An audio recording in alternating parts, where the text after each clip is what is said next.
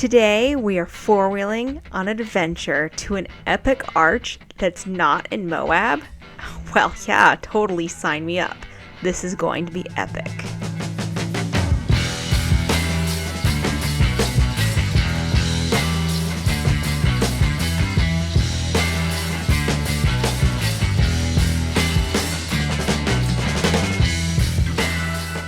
Moonshine Arch is not located in Moab, Utah.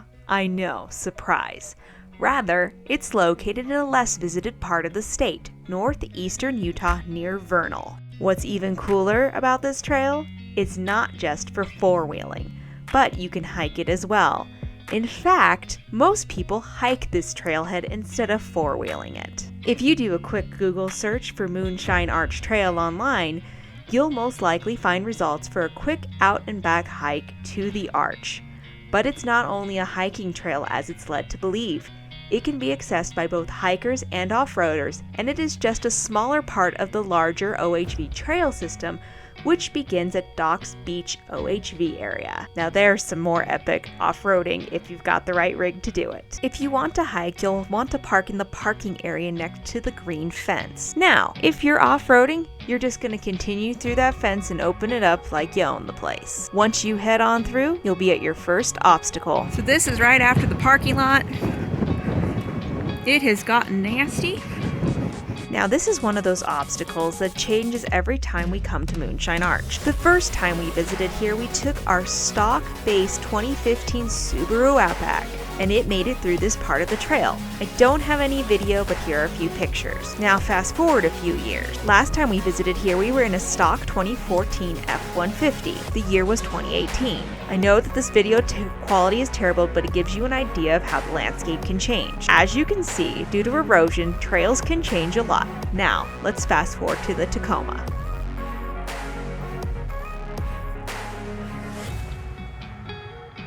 As you can see here, this trail has changed quite a lot between the Subaru and now the Tacoma going through this same section. There has been quite a bunch of runoff through the middle section of the trail, leaving this section where the Tacoma is a little tippy. However, we're not going to let that stop us. We're going to take the difficult line for you so you can see what that looks like. Now, if you hug the passenger side here, that's going to be your easiest line to get you through if you are in a full-size vehicle. I don't think you're getting the Subaru through that. I don't think so anymore. I think it's now no Subarus. After you complete that little rutted section, you'll get to the major dip, and this is the whole reason why we don't believe we would take a Subaru in here anymore. And trust me, we were extremely adventurous when we owned our Subaru, and it's just a matter of this little section here of having some approach angle issues. This is where you're gonna need something that with a little better approach angle than a Subaru.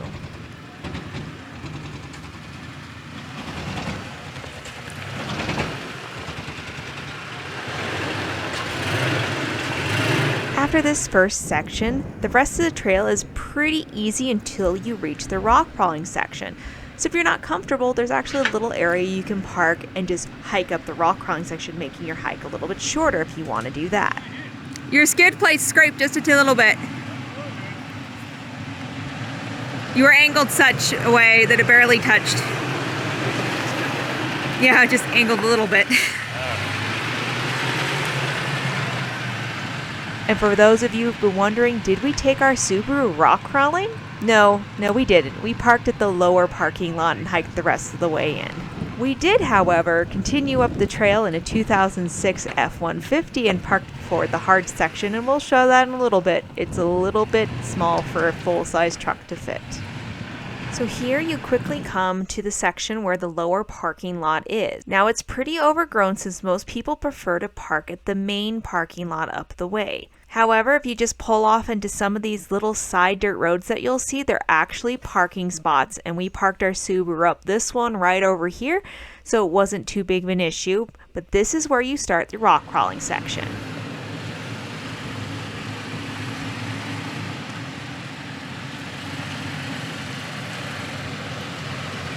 Now start turning passenger. Yeah. There you go. Now you're going to come off of it. And you're good.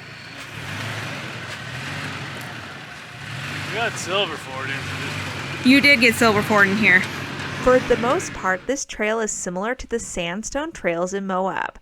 The trail surface is a mix of sandstone and sand and larger rock. Overall, there are only a few major obstacles on this trail that will be challenging for stock four-wheel drive vehicles. Also, if you're longer wheelbase like us, that adds to the challenge. Throughout this trail, you'll also notice some off-camber sections that'll get your blood pumping a little bit without the fear of any cliff edges.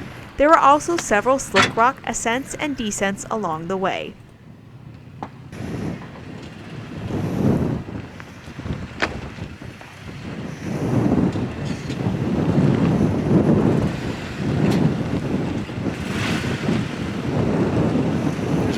Yeah, you're gonna climb up, but you're gonna be okay. There you go. So this upcoming section is the part that might be a little bit tricky if you have a full size. You're going to have to squeeze between some trees and go down a pretty major rock ledge. And this is the area where we found a nice pull off and we parked our silver Ford. You're gonna want to go more passenger. That's the ledge I dropped off from up here that I was worried about. Yeah, we'll see what it looks like. Oh yeah.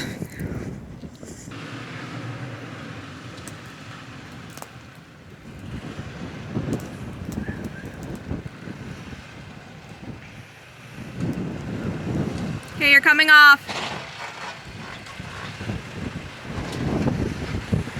Whoa. Okay, my back wheel's out the ground. Go check that out. Oh my God! You gotta come here. I'm on the frame. Right there. On the frame. I was like, what's scraping? There it goes.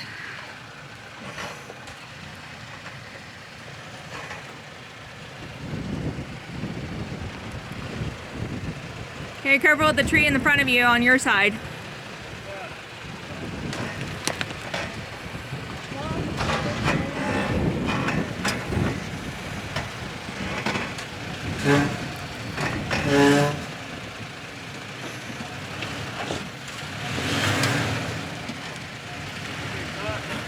I think it's the end of the skid plate. That's my sound, by golly.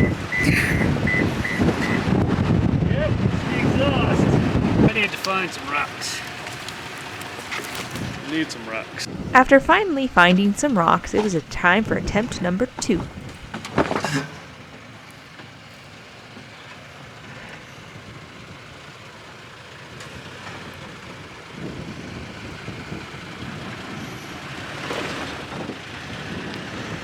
Didn't hit the exhaust. Woohoo! Woo.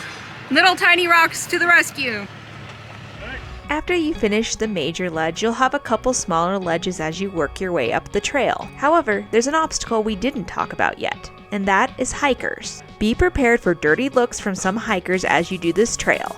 Be mindful to share the trail with these hikers since there are likely to be many during certain times of the year. On the day we visited, we didn't have too many hikers until we actually left. We had the arch to ourselves for a little bit.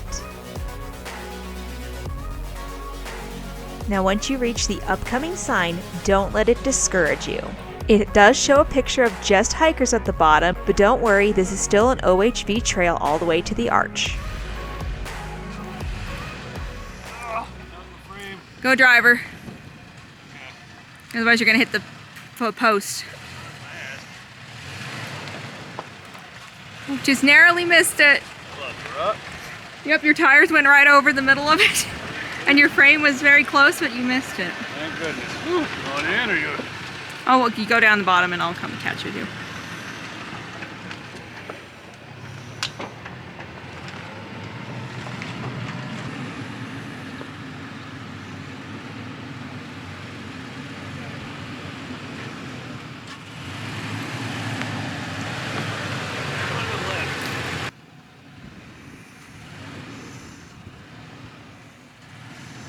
And straight.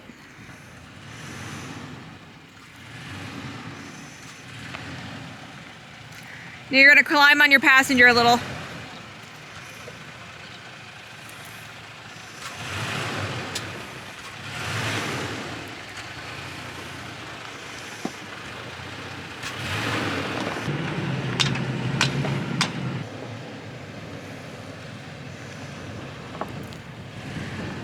Go more, a little more passenger. Now straighten it out.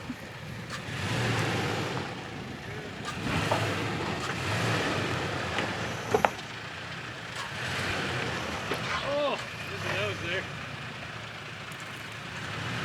I was watching your back. You see? It's fine. Alright, now we're... Well, there's choice A or B, apparently. Longer right.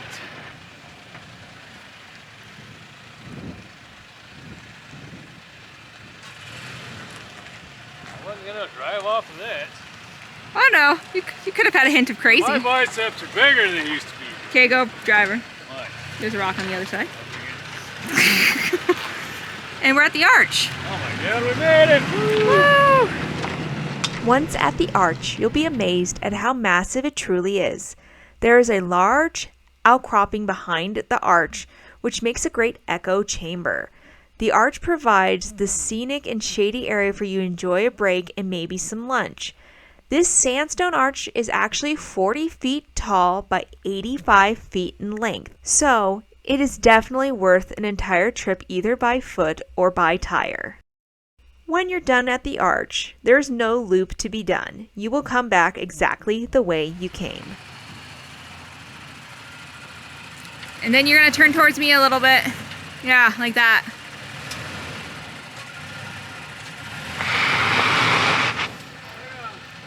We might need to go up this ledge instead.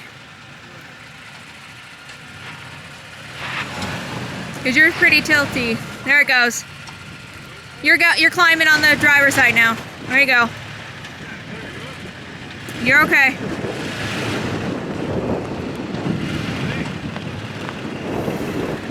You got room, you're fine.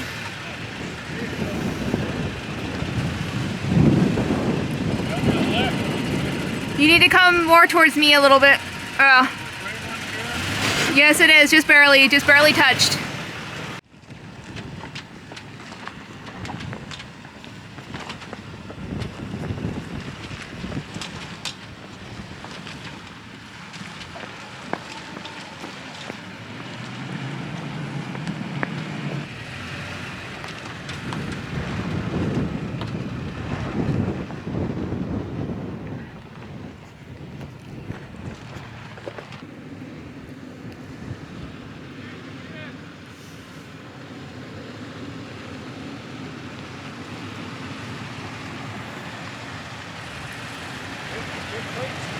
It was just a skid plate on that angle.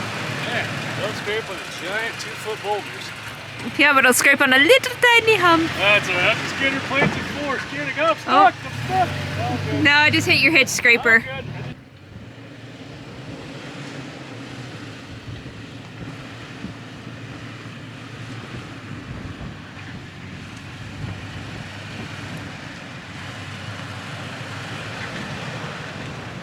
Actually, not too bad. It's better. It's not as bad as it could be. Couldn't get a seat for the board. Oh no! Oh, I made it.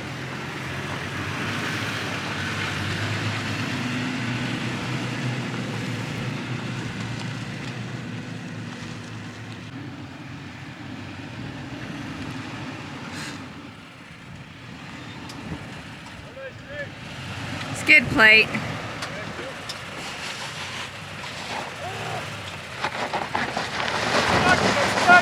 I'm stuck! Oh my god, I'm stuck! Help me!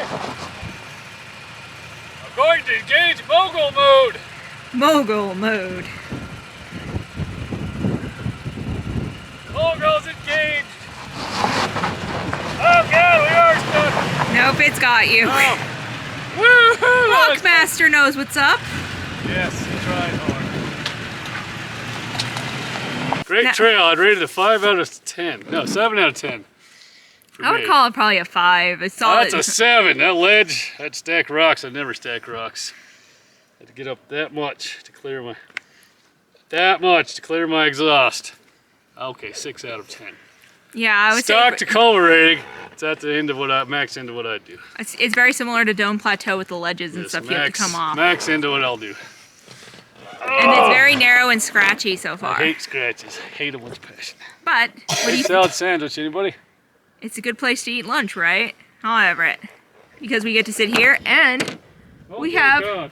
the arch to ourselves for the first time ever since we've been I got here. the one with the chili powder instead of the cayenne you poured. Oh, it was Russian roulette. I should turn around and tell you. So we made sandwiches last night before we left, and I said no cayenne. he said he wanted cayenne and chili powder at first, and then he somehow changed to just chili powder. I didn't hear that part, or I have excuse me, or I have selective My wife listening. doesn't listen to me. My wife doesn't listen ever. So apparently I don't listen, and so I put cayenne on one, and then he caught me, and so we had chili powder on the other. So it was Russian roulette sandwich today. But I think it was worth the Russian roulette to be underneath this wonderful arch with no one here.